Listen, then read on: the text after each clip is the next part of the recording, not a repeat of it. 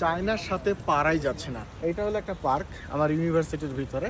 তো এখানে সুন্দর করে বসার জায়গা করে দিয়েছে, যে পার্কে আসবে মানুষ বসবে, কত ভালো জিনিস, সব ঠিক আছে।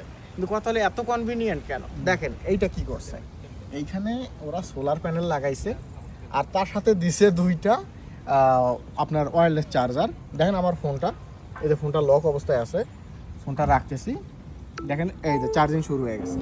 সো এইটা হচ্ছে টেকনোলজি চায়নার। ওরা লাইফটাকে এতটা কনভিনিয়েন্ট করে ফেলতেছে, সব জিনিসে এতটা অ্যাডভান্স নিয়ে আসতেছে যে মানুষের চাকরি, মানুষের মনে করেন যে এমন এক সময় আসবে যারা খুব ভালো স্কিলফুল ব্যক্তি না, ওদের তো শেষ, ওদের পাত্তা কাট, ওরা চাকরি খুঁজে পাবে না, নাই, কেরিয়ার শেষ। তো এই হচ্ছে চায়নার টেকনোলজি।